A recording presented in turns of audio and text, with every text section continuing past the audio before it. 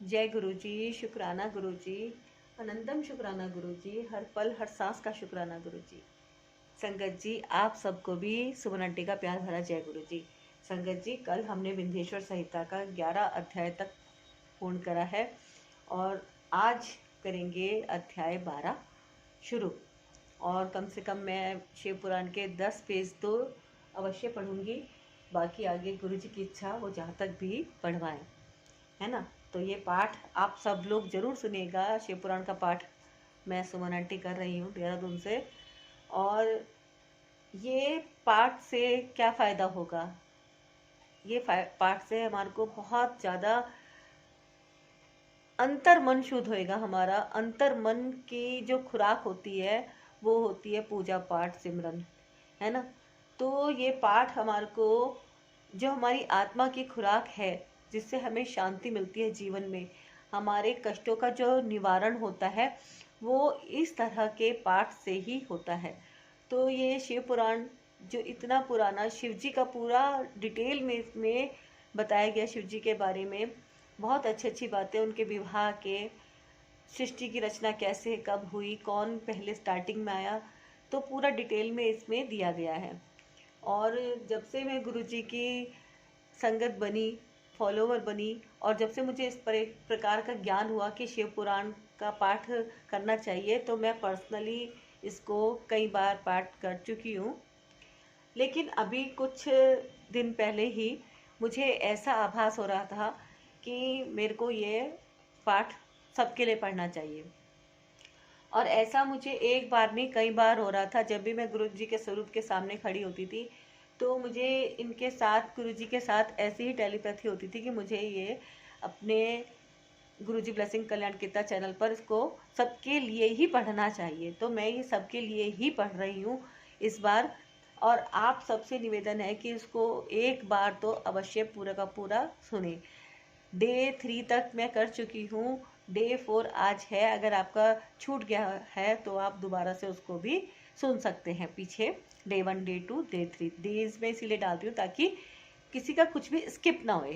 पूरी संपूर्ण शिव पुराण आप सभी सुन सके और उसके पुण्य के भागी बने।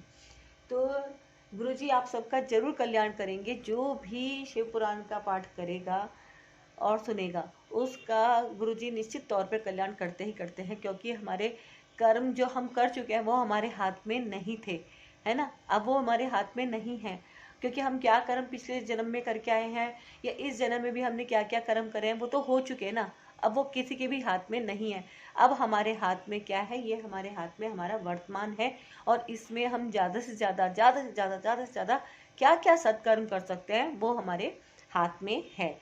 तो प्रार्थना करती हूँ मैं गुरु जी से, गुरु जी आपने ये शिव पुराण पढ़ने का, पाठ करने का जो थॉट मेरे दिमाग में डाला उसके लिए आपका बहुत बहुत शुक्राना है। और जो भी इस पाठ को सुने आप उनका भी अवश्य अवश्य कल्याण करें, ऐसी मैं गुरु जी से अरदास करती हूँ। तो शुरू करते हैं गुरु जी ब्लेसिंग कल्याण गीता चैनल पर शिव पुराण का पाठ। और यदि आपने इस चैनल को अभी तक सब्सक्राइब नहीं किया है तो अभी के अभी जरूर कर लीजिए। कर लिया है तो आपका बहुत बहुत धन्यवाद। वीडियो को लाइक शेयर जरूर कीजिएगा और कमेंट में गुरु जी का शुक्राना या फिर हर हर महादेव या ओम नमः शिवाय कुछ भी आप अपनी हाजिरी अवश्य लगाइएगा। तो शुरू करते हैं। ओम जय श्री गणेशाय नमः, ओम जय श्री गणेशाय नमः, ओम जय श्री गणेशाय नमः। शिव शंकर भगवान की जय, गौरी शंकर की जय, शिव परिवार की जय। हर हर महादेव, हर हर महादेव, हर हर महादेव। जय गुरु जी, शुक्राना गुरु जी, जय गुरु जी, शुक्राना गुरु जी, जय गुरु जी, शुक्राना गुरु जी। ओम नमः शिवाय, शिव जी सदा साय, ओम नमः शिवाय, गुरु जी सदा साय, ओम नमः शिवाय, शिव जी सदा साय, ओम नमः शिवाय, गुरु जी सदा साय, ओम नमः शिवाय, शिव जी सदा साय, ओम नमः शिवाय, गुरु जी सदा सहाय।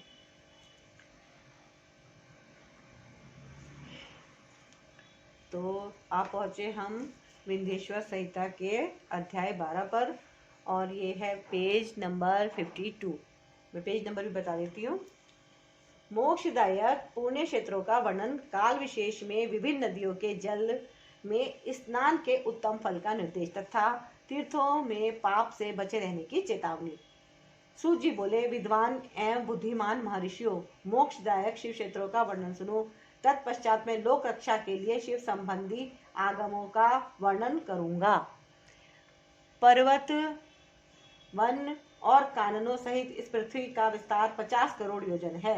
भगवान शिव की आज्ञा से पृथ्वी संपूर्ण जगत को धारण करके स्थित है। भगवान शिव ने भूतल पर विभिन्न स्थानों में वहां के निवासियों को कृपा पूर्वक मोक्ष देने के लिए शिव क्षेत्र का निर्माण किया है। कुछ क्षेत्र ऐसे हैं जिन्हें देवताओं तथा ऋषियों ने अपना वास स्थान बनाकर अनुग्रहित किया है, इसीलिए उनमें तीर्थत्व प्रकट हो गया है। तथा अन्य बहुत से तीर्थ क्षेत्र ऐसे हैं जो लोगों की रक्षा के लिए स्वयं प्रादुर्भूत हुए हैं। तीर्थ और क्षेत्र में जाने पर मनुष्य को सदा स्नान, दान और जप आदि करना चाहिए, अन्यथा वह रोग, दरिद्र तथा मुक्ता आदि दोषों का भागी होता है। जो मनुष्य इस भारतवर्ष के भीतर मृत्यु को प्राप्त होता है, वह अपने पुण्य के फल से ब्रह्मलोक में वास करके पुण्य क्षय के पश्चात पुनः मनुष्य योनि में ही जन्म लेता है। पापी मनुष्य पाप करके दुर्गतियों में ही पड़ता है। ब्राह्मणों, पुण्य क्षेत्र में पाप कर्म किया जाए तो वह और भी दृढ़ हो जाता है। अतः पुण्य क्षेत्र में निवास करते समय सूक्ष्म से सूक्ष्म अथवा थोड़ा सा भी पाप ना करें। सिंधु और शतद्रु सतलज नदी के तट पर बहुत से पुण्य क्षेत्र हैं।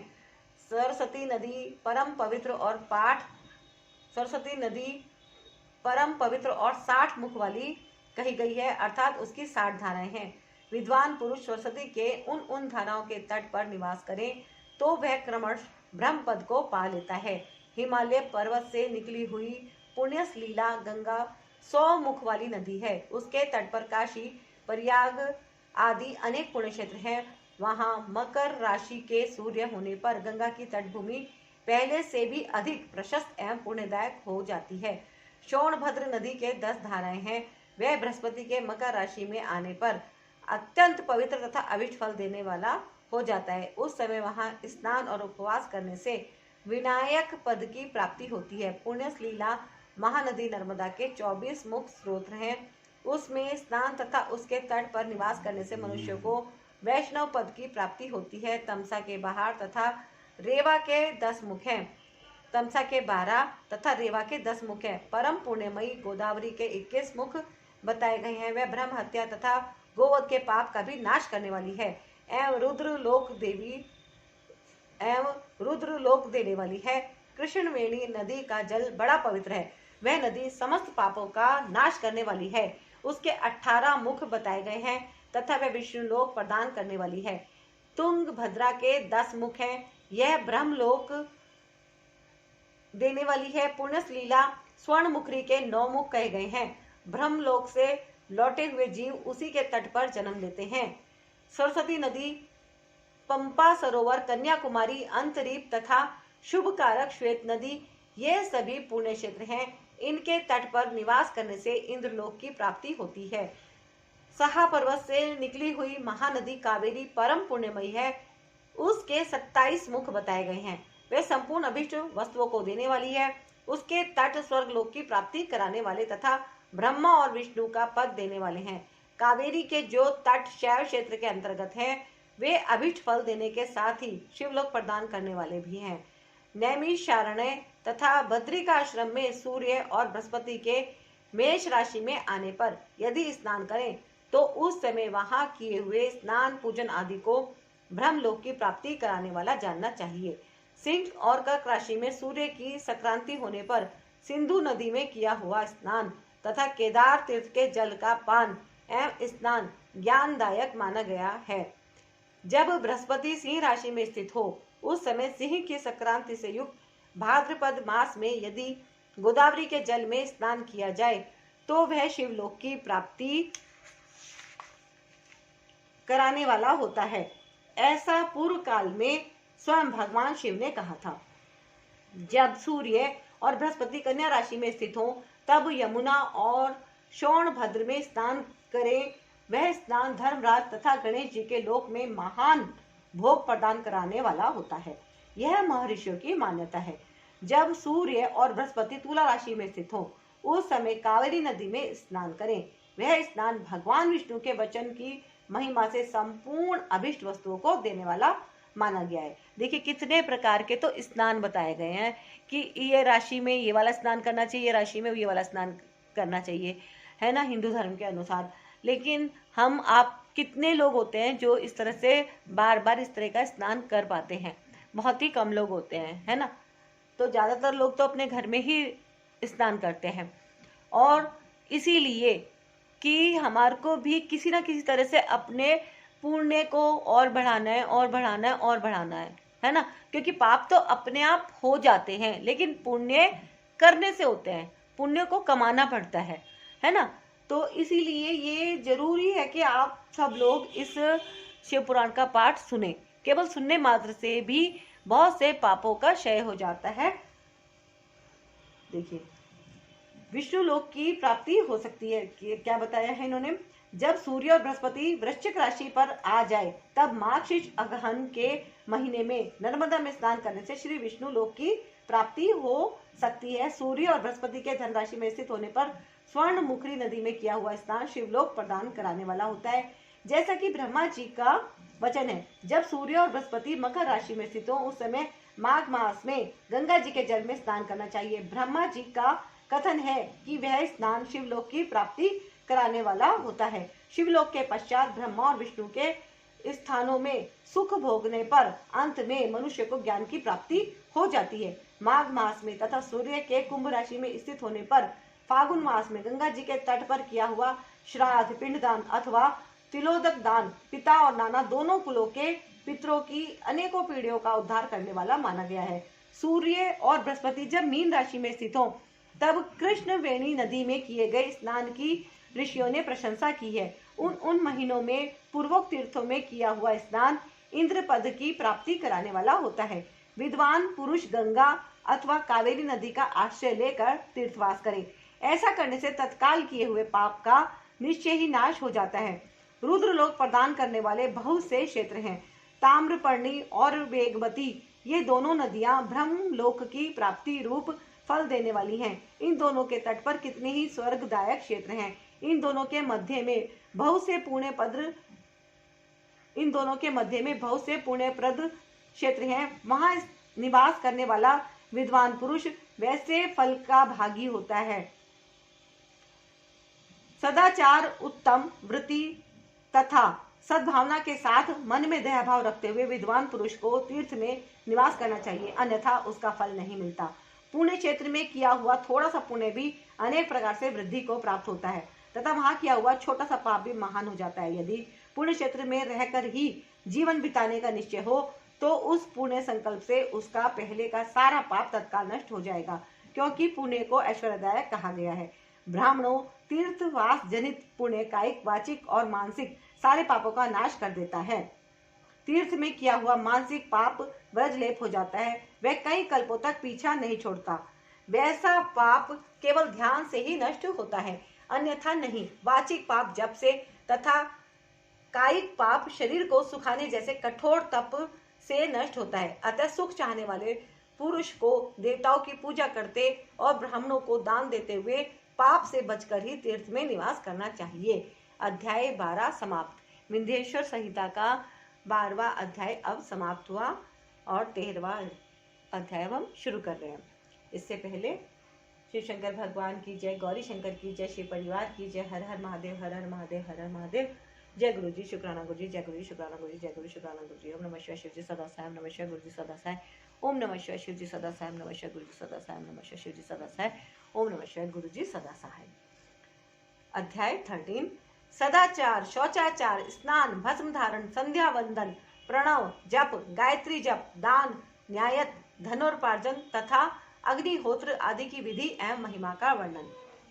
ये हम शुरू कर रहे हैं। एक बात मैं आपको बताती हूँ दोबारा से कि ये हमें क्यों सुनना चाहिए, क्यों इसमें हमें अपना मन लगाना चाहिए। आपने भी सुना ही होगा कि जब हम खुद से पाठ करते हैं तो वो हमारी चॉइस है कि हम कर रहे हैं। लेकिन एक वो होता है जब हम जबरदस्ती कर रहे हैं, एक वो होता है जब हमारा मन लगने लगा है उस पाठ को। पूजा में हमारा मन लगने लग गया है, पाठ में हमारा मन लगने लग गया है, सिमरन में हमारा मन लगने लग गया है। तो जब हमारा मन लगने लग जाता है ना किसी चीज में भी, तो वो प्रभु की कृपा होती है। कहते हैं कि अब हमें प्रभु ने चुना है इस काम के लिए। तो अब मैं तो गुरु जी की सेवादार बन गई हूँ, जो गुरु जी का हुक्म होता है मैं वो ही करती हूँ, और ये गुरु की सेवा मैं अपनी तरफ से इस तरह से कर रही हूँ कि ज़्यादा से ज़्यादा मैं स्पिरिचुअलिटी में जाऊं, पाठ करूं, सिमरन करूं, सत्संग करूं, यही मेरे को अब अच्छा लगने लग गया है। जय गुरु जी, शुक्राना गुरु जी। ऋषियों ने कहा, सूत जी, अब आप शीघ्र ही हमें वह सदाचार सुनाइए जिससे विद्वान पुरुष पुण्य लोकों पर विजय पाता है। स्वर्ग प्रदान करने वाले धर्ममय आचार तथा नरक का कष्ट देने वाले अधर्ममय आचारों का भी वर्णन कीजिए। सूत जी बोले, सदाचार का पालन करने वाला विद्वान ब्राह्मण ही वास्तव में ब्राह्मण नाम धारण करने का अधिकारी है।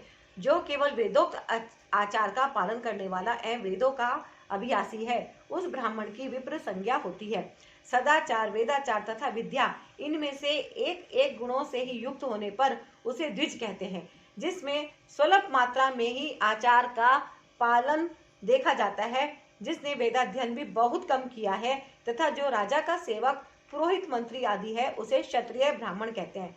जो ब्राह्मण कृषि तथा वाणिज्य कर्म करने वाला है और कुछ कुछ ब्राह्मणोचित आचार का भी पालन करता है, वह वैश्य ब्राह्मण है। तथा जो स्वयं ही खेत जोतता, हल चलाता है, उसे शूद्र ब्राह्मण कहा गया है। जो दूसरों के दोष देखने वाला और परद्रोही है, उसे चांडाल द्विज कहते हैं। इसी तरह क्षत्रियों में भी जो पृथ्वी का पालन करता है, वह राजा है। दूसरे लोग राजत्वहीन क्षत्रिय माने गए हैं। वैश्यों में भी जो धान्य आदि वस्तुओं का क्रय विक्रय करता है, वह वैश्य कहलाता है। दूसरे को वाणिक कहते हैं।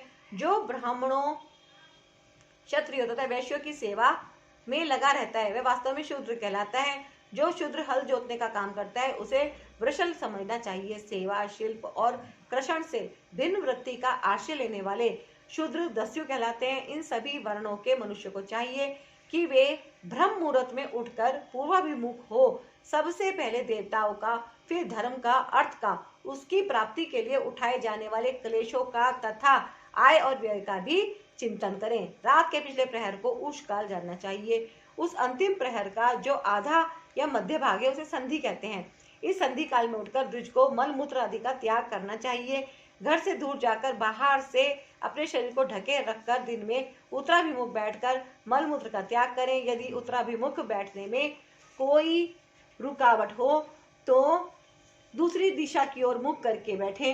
जल, अग्नि, ब्राह्मण आदि तथा देवताओं का सामना बचाकर बैठे। मल त्याग करके उठने पर फिर उस मल को ना देखें। तदंतर जलाशय से बाहर निकाले हुए जल से ही गुदा की शुद्धि करें अथवा देवताओं, पितरों तथा ऋषियों के तीर्थों में उतरे बिना ही प्राप्त हुए जल से शुद्धि करनी चाहिए। गुदा में 7, 5 या 3 बार मिट्टी लगाकर उसे धोकर शुद्ध करें। लिंग में ककोड़े के फल के बराबर मिट्टी लेकर लगाएं और उसे धो दें, परंतु गुदा में लगाने के लिए 1 प्रसर मिट्टी की आवश्यकता होती है। लिंग और गुदा की शुद्धि के पश्चात उठकर अन्यत्र जाएं और हाथ पैरों की शुद्धि करके 8 बार कुल्ला करें। जिस किसी वृक्ष के पत्ते से अथवा उसके पतले काट से जल के बाहर दत्वन करना चाहिए, उस समय तर्जनी अंगुली का उपयोग न करें। यह दन शुद्धि का विधान बताया गया है। तदंतर जल संबंधी देवताओं को नमस्कार करके मंत्र पाठ करते हुए जलाशय में स्नान करें। यदि कंठ तक या कमर तक पानी में खड़े होने की शक्ति ना हो तो घुटने तक जल में खड़ा हो अपने ऊपर जल छिड़क कर मंत्रोच्चारण पूर्वक स्नान कार्य संपन्न करें। विद्वान पुरुष को चाहिए कि वहां तीर्थ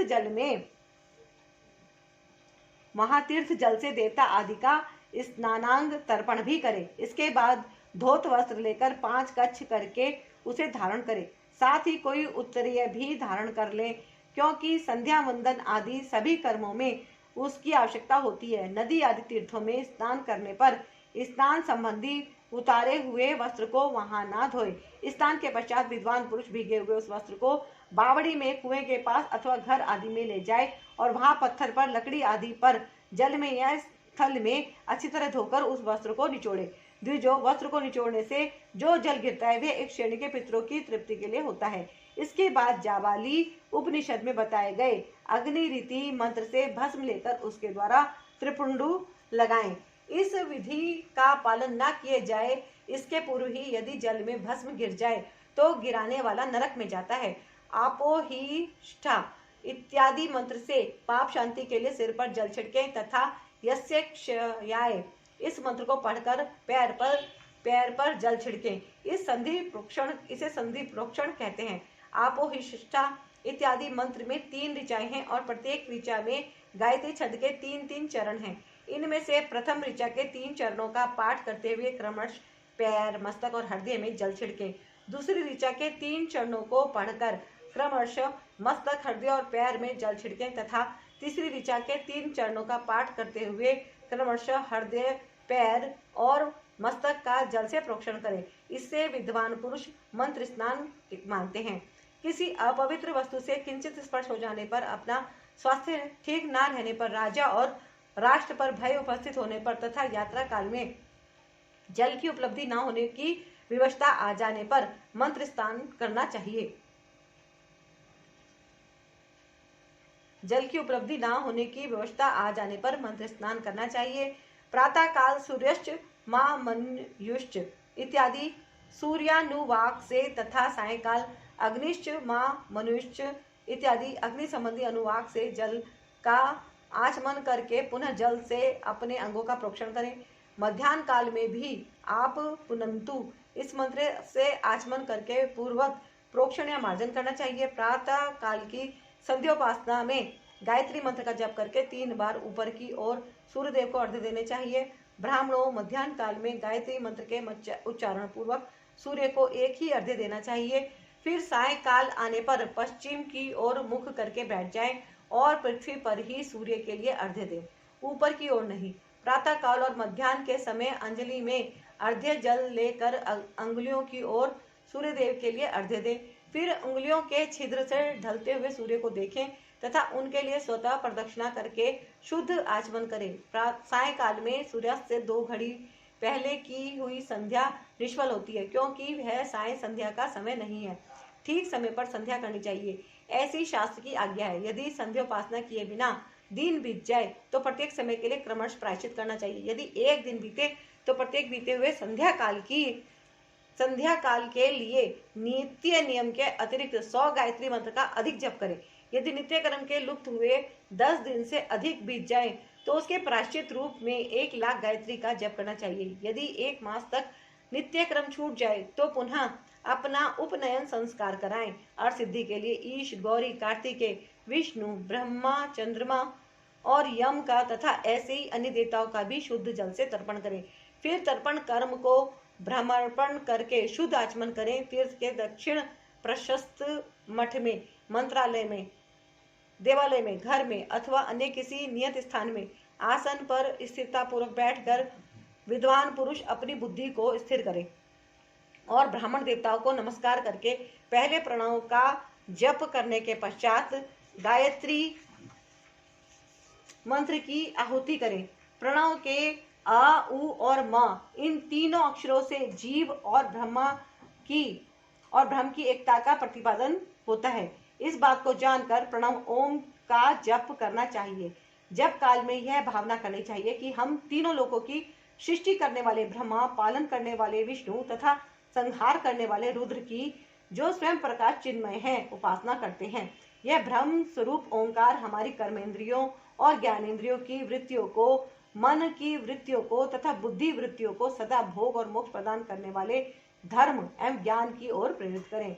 प्रणव के इस अर्थ का बुद्धि के द्वारा चिंतन करता हुआ जो इसका जप करता है वे निश्चय ही ब्रह्म को प्राप्त कर लेता है, अथवा अर्थानुसंधान के बिना भी प्रणव का नित्य जप करना चाहिए। इसमें ब्रह्मत्व की पूर्ति होती है। ब्रह्मत्व की पूर्ति के लिए शेष ब्राह्मण को प्रतिदिन प्रातः काल 1 सहस्त्र गायत्री मंत्र का जप करना चाहिए। मध्याह्न काल में 100 बार और सायंकाल में 28 बार जप की विधि है। अन्य वर्ण के लोगों को अर्थात क्षत्रिय और वैश्यों को तीनों संध्याओं के समय यथा साध्य गायत्री जप करना चाहिए। शरीर के भीतर मूलाधार, स्वादिष्ठान, मणिपुर, अनाहत, आज्ञा और सहस्त्रार्थ ये 6 चक्र हैं। इनमें मूलाधार से लेकर सहस्त्रार्थ तक 6 स्थानों में क्रमश विंध्येश्वर, ब्रह्मा, विष्णु, ईश, जीवात्मा और परमेश्वर स्थित हैं। इन सब में ब्रह्म बुद्धि करके इनकी एकता का निश्चय करें और वह ब्रह्म मैं हूँ ऐसी भावना पूर्वक प्रत्येक श्वास के साथ सोहम का जप करें। उन्हीं विंध्येश्वर आदि की ब्रह्मरंध्र आदि में तथा इस शरीर से बाहर भी भावना करें। प्रकृति के विकार भूत महतत्व से लेकर पंचभूत पर्यंत तत्वों से बना हुआ जो शरीर है, ऐसे सहस्त्रों शरीरों का एक एक अजपा गायत्री के जप से एक एक के क्रम से अतिक्रमण करके जीव को धीरे धीरे परमात्मा से संयुक्त करें। यह जप का तत्व बताया गया है। 100 अथवा 28 मंत्रों के जप से उतने ही शरीरों का अतिक्रमण होता है। इस प्रकार जो मंत्रों का जप है, इसी को आदि क्रम से वास्तविक जप जानना चाहिए। सहस्त्र बार किया हुआ जप ब्रह्मलोक प्रदान करने वाला होता है, ऐसा जानना चाहिए। 100 बार किया हुआ जप इंद्र पद की प्राप्ति कराने वाला माना गया है। ब्राह्मणेतर पुरुष आत्मरक्षा के लिए जो स्वल्प मात्रा में जप करता है, वह ब्राह्मण के कुल में जन्म लेता है। प्रतिदिन सूर्योपस्थान करके उपयुक्त रूप से जप का अनुष्ठान करना चाहिए। 12 लाख गायत्री का जप करने वाला पुरुष पूर्ण रूप से ब्राह्मण कहा गया है। जिस ब्राह्मण ने 1 लाख गायत्री का भी जप न किया हो, उसे वैदिक कार्य में ना लगाए। 70 वर्ष की अवस्था तक नियम पालन पूर्वक कार्य करें। इसके बाद गृह त्याग कर संन्यास ले लें। परिव्राजक या सन्यासी पुरुष नित्य प्रातःकाल 12,000 प्रणव का जप करे। यदि एक दिन इस नियम का उल्लंघन हो जाए तो दूसरे दिन उसके बदले में उतना मंत्र और अधिक जपना चाहिए और सदा इस प्रकार जप को चलाने का प्रयत्न करना चाहिए। यदि क्रमश 1 मास आदि का उल्लंघन हो गया तो 1.5 लाख जप करके उसका प्रायश्चित करना चाहिए। इससे अधिक समय तक नियम का उल्लंघन हो जाए तो पुनः नए सिरे से गुरु से नियम ग्रहण करें। ऐसा करने से दोषों की शांति होती है, अन्यथा वह रौरव नरक में जाता है। जो सकाम भावना से युक्त गृहस्थ ब्राह्मण है, उसी को धर्म तथा अर्थ के लिए यत्न करना चाहिए। मुमुक्षु ब्राह्मण को तो सदा ज्ञान का ही अभ्यास करना चाहिए। धर्म से अर्थ की प्राप्ति होती है, अर्थ से भोग सुलभ होता है, फिर उस भोग से वैराग्य की संभावना होती है। धर्म पूर्वक उपार्जित धन से जो भोग प्राप्त होता है, उससे एक दिन अवश्य वैराग्य का उदय होता है। धर्म के विपरीत अधर्म से उपार्जित हुए धन के द्वारा जो भोग प्राप्त होता है, उससे भोगों के प्रति आसक्ति उत्पन्न होती है। मनुष्य धर्म से धन पाता है, तपस्या से उसे दिव्य रूप की प्राप्ति होती है। कामनाओं का त्याग करने वाले पुरुष के अंतःकरण की शुद्धि होती है, उस शुद्धि से ज्ञान का उदय होता है, इसमें संशय नहीं है। सतयुग आदि में तप को ही प्रशस्त कहा गया है, किंतु कलयुग में द्रव्य साध्य धर्म दान आदि अच्छा माना गया है। सतयुग में ध्यान से, त्रेता में तपस्या से, द्वापर में यज्ञ करने से ज्ञान की सिद्धि होती है, परंतु कलयुग में प्रतिमा भगवत गृह की पूजा से ज्ञान लाभ होता है। अधर्म हिंसा दुख रूप है और धर्म सुख रूप है। अधर्म से मनुष्य दुख पाता है और धर्म से यह सुख एवं अभ्युदय का भागी होता है। अधर्म से मनुष्य दुख पाता है और धर्म से वह सुख एवं अभ्युदय का भागी होता है। दुराचार से दुख प्राप्त होता है और सदाचार से सुख। अतः भोग और मोक्ष की सिद्धि के लिए धर्म का उपार्जन करना चाहिए। जिसके घर में कम से कम 4 मनुष्य हैं, ऐसे कुटुंबी ब्राह्मण को जो 100 वर्ष के लिए जीवन निर्वाह की सामग्री देता है, उसके लिए वह दान ब्रह्मलोक की प्राप्ति कराने वाला होता है। 1 सहस्त्र चांद्रायण व्रत का अनुष्ठान ब्रह्मलोकदायक माना गया है।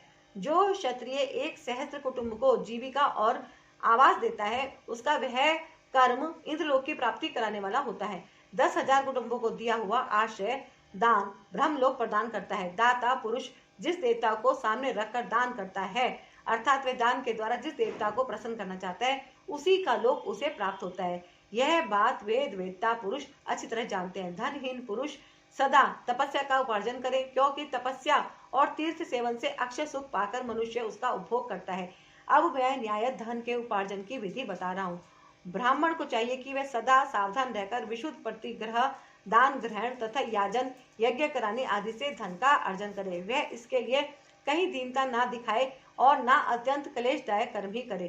क्षत्रिय बाहुबल से धन का उपार्जन करे और वैश्य कृषि एवं गौरक्षा से न्यायोपार्जित धन का दान करने से दाता को ज्ञान की सिद्धि प्राप्त होती है। ज्ञान सिद्धि द्वारा सब पुरुषों को गुरु कृपा मोक्ष सिद्धि सुलभ होती है। मोक्ष से स्वरूप की सिद्धि ब्रह्म रूप से स्थिति प्राप्त होती है, जिससे मुक्त पुरुष परमानंद का अनुभव करता है। गृहस्थ पुरुष को चाहिए कि वह धन धान्यादि सब वस्तुओं का दान करे। वह तृषा निवृत्ति के लिए, जल तथा शुद्ध रूपी रोग की शांति के लिए सदा अन्न का दान करे। खेत धान्य, कच्चा अन्न तथा भक्ष्य भोज्य, लेह और चौष्य, ये 4 प्रकार के सिद्ध अन्न दान करने चाहिए, जिसके अन्न को खाकर मनुष्य जब तक कथा श्रवण आदि सद्धर्म का पालन करता है उतने समय तक उसके लिए उसके किए हुए पुण्य फल का आधा भाग दाता को मिल जाता है, इसमें संशय नहीं है। दान लेने वाला पुरुष दान में प्राप्त हुई वस्तु का दान तथा तपस्या करके अपने प्रतिग्रह जनित पाप की शुद्धि कर ले, अन्यथा उसे रौरव नरक में गिरना पड़ता है। अपने धन के 3 भाग करें, एक भाग धर्म के लिए, दूसरा भाग वृद्धि के लिए तथा तीसरा भाग अपने उपभोग के लिए। नित्य, नैमित्तिक और काम्य, ये तीनों प्रकार के कर्म धर्मार्थ रखे हुए धन से करें। साधक को चाहिए कि वह वृद्धि के लिए रखे हुए धन से ऐसा व्यापार करे जिससे उस धन की वृद्धि हो तथा उपभोग के लिए रक्षित धन से हितकारक, परिमित एवं पवित्र भोगे। खेती से पैदा किए हुए धन का 10वां अंश दान कर दें, इससे पाप की शुद्धि होती है। शेष धन से धर्म, वृद्धि एवं उपभोग करें, अन्यथा वह रौरव नरक में पड़ता है अथवा उसकी बुद्धि पाप पूर्ण हो जाती है या खेती ही चौपट हो जाती है। वृद्धि के लिए किए गए व्यापार में प्राप्त हुए धन का 6वां भाग दान कर देने योग्य है। बुद्धिमान पुरुष अवश्य उसका दान कर दे। विद्वान को चाहिए कि वह दूसरे के दोषों का वखान ना करे। ब्राह्मणों दोषवश दूसरों के सुने या देखे हुए छिद्र को भी प्रकट ना करे। विद्वान पुरुष ऐसी बात ना कहे जो समस्त प्राणियों के हृदय में रोष पैदा करने वाली हो। ऐश्वर्य की सिद्धि के लिए दोनों संध्याओं के समय अग्निहोत्र कर्म आवश्यक करें। जो दोनों समय अग्निहोत्र करने में असमर्थ हो वे एक ही समय सूर्य और अग्नि को विधि पूर्वक दी हुई आहुति से संतुष्ट करें। चावल, धान्य, घी, फल, कंद तथा हविष्य इनके द्वारा विधि पूर्वक स्थाली पाक बनाए तथा यथोचित रीति से सूर्य और अग्नि को अर्पित करें। यदि हविष्य का अभाव हो तो प्रधान होम मात्र करे। सदा सुरक्षित रहने वाली अग्नि को विद्वान पुरुष अजस्र की संज्ञा देते हैं अथवा संध्या काल में जप मात्र या सूर्य की वंदना मात्र कर लें। आत्मज्ञान की इच्छा वाले तथा धनार्थी पुरुषों को भी इस प्रकार विधिवत उपासना करनी चाहिए जो सदा ब्रह्म यज्ञ में तत्पर होते हैं, देवताओं की पूजा में लगे रहते हैं, नित्य अग्नि पूजा एवं गुरु पूजा में अनुरक्त होते हैं तथा ब्राह्मणों को तृप्त किया करते हैं। वे सब लोग स्वर्ग लोक के भागी होते हैं। बोलो श्री शंकर भगवान की जय, गौरी शंकर की जय, शिव परिवार की जय। हर हर महादेव, हर हर महादेव, हर हर महादेव। जय गुरु जी, शुक्राना गुरु जी, जय गुरु जी, शुक्राना गुरु जी, जय गुरु शुक्राना गुरु जी। ओम नमः शिवाय, शिव जी सदा सायम, नमः शिवाय गुरु जी सदा सायम, नमः शिवाय शिव जी सदा सायम, नमः शिवाय गुरु जी सदा सायम, ओम नमः शिवाय शिव जी सदा सायम, नमः शिवाय गुरु जी सदा सायम। तो ये हो गया है हमारा अध्याय 13 समाप्त। अब हम स्टार्ट करते हैं अध्याय 14। जय गुरु जी। अग्नि यज्ञ, देव यज्ञ और ब्रह्म यज्ञ आदि का वर्णन। भगवान शिव के द्वारा 7 वारों का निर्माण तथा उनमें देवाराधना से विभिन्न प्रकार के फलों की प्राप्ति का कथन। अब ये संडे मंडे कैसे बनाए थे भगवान ने, उसके बारे में यहाँ पे समझाया जा रहा है। ऋषियों ने कहा, प्रभु अग्नि यज्ञ, देव यज्ञ, ब्रह्म यज्ञ, गुरु पूजा तथा ब्रह्म तृप्ति का हमारे समक्ष क्रमश वर्णन कीजिए। सूत जी बोले, महर्षियों, गृहस्थ पुरुष अग्नि में सायंकाल और प्रातः काल जो चावल आदि द्रव्य की आहुति देता है उसी को अग्नि यज्ञ कहते हैं। जो ब्रह्मचार्य आश्रम में स्थित है उन ब्रह्मचारियों के लिए समिधा का आधान ही अग्नि यज्ञ है। वे समिधा का ही अग्नि में हवन करें। ब्राह्मणों, ब्रह्मचार्य आश्रम में निवास करने वाले द्विजों का जब तक विवाह ना हो जाए और वे उपासनाग्नि की प्रतिष्ठा ना कर ले तब तक उनके लिए अग्नि में समिधा की आहुति, व्रत आदि का पालन तथा विशेष यजन आदि ही कर्तव्य है। यही उनके लिए अग्नि यज्ञ है। जिन्होंने ब्रह्म अग्नि को विसर्जित करके अपनी आत्मा में ही अग्नि का आरोप कर लिया है, ऐसे वानप्रस्थियों और सन्यासियों के लिए यही हवन या अग्नि यज्ञ है कि वे विहित समय पर हितकर परिमित और पवित्र अन्न का भोजन कर लें। ब्राह्मणों, सायकाल अग्नि के लिए दी हुई आहुति संपत्ति प्रदान करने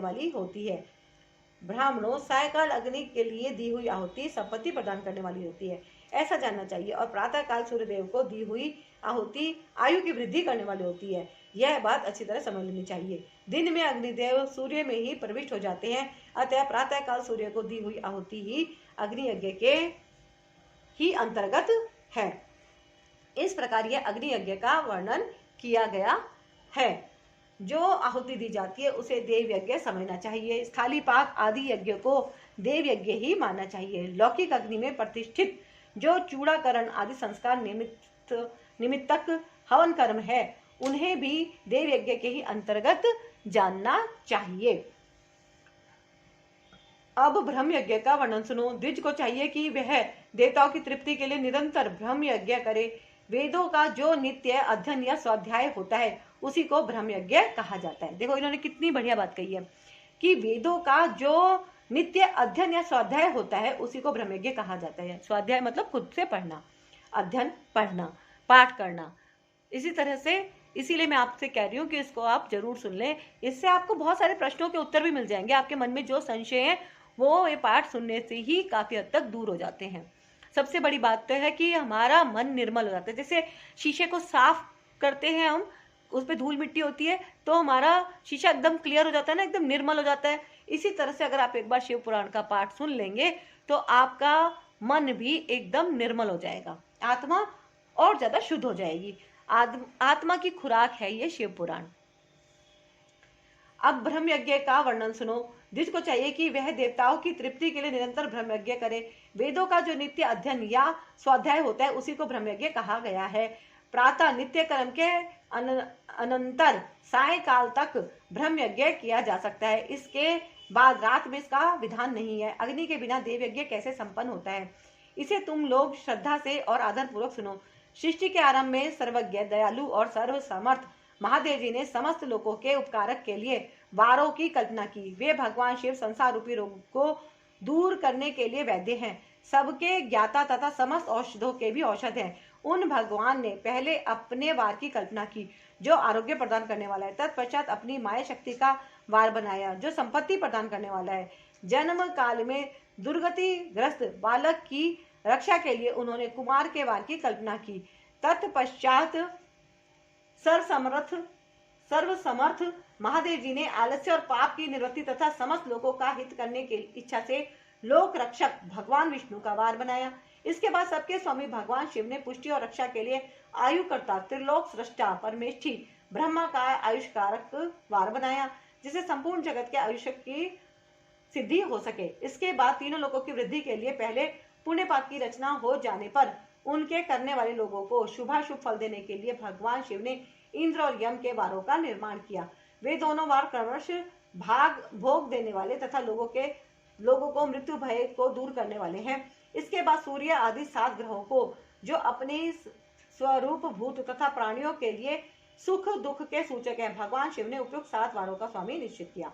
वे सबके सब ग्रह नक्षत्रों के ज्योतिर्मय मंडल में प्रतिष्ठित है। शिव के वार या दिन के स्वामी सूर्य हैं। शक्ति संबंधी वार के स्वामी सोम है। कुमार संबंधी दिन के अधिपति मंगल हैं। विष्णु वार के स्वामी बुध हैं। ब्रह्मा जी के वार के अधिपति बृहस्पति हैं।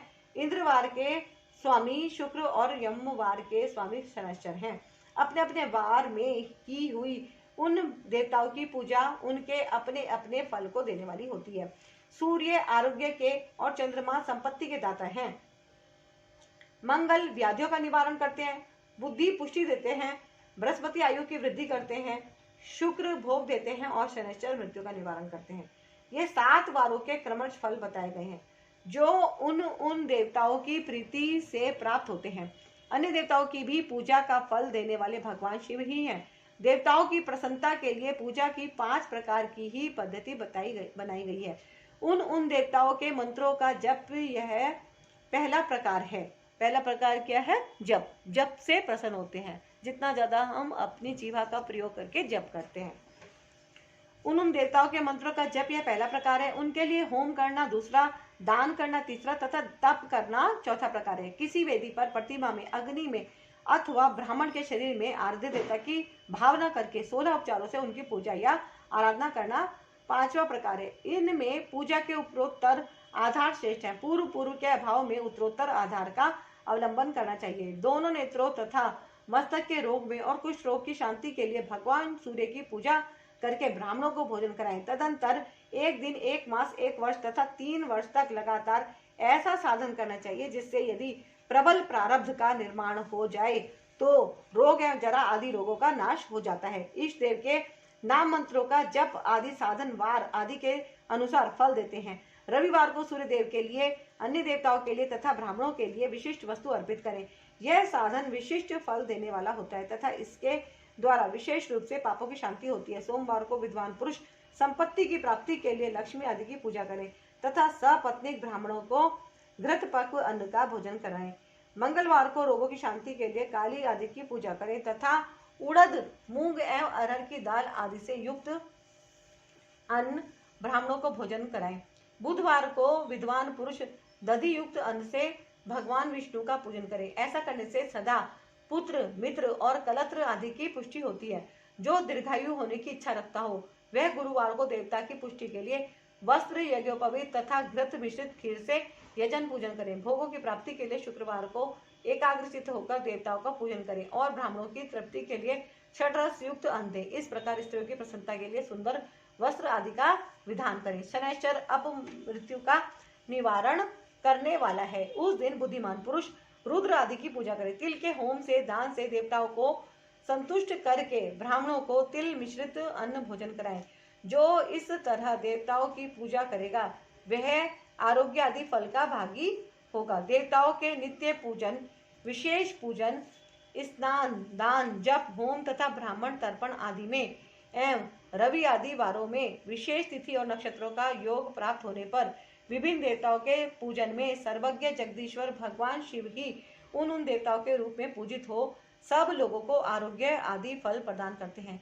देश, काल, पात्र, द्रव्य, श्रद्धा एवं लोक के अनुसार उनके तारतम्य क्रम का ध्यान रखते हुए महादेव जी आराधना करने वाले लोगों को आरोग्य आदि फल देते हैं। शुभ मांगलिक कर्म के आरंभ में और अशुभ अंत्येष्टि आदि कर्म के अंत में तथा जन्म नक्षत्र के आने पर गृहस्थ पुरुष अपने घरों में आरोग्य आदि की समृद्धि के लिए सूर्य आदि ग्रहों का पूजन करे।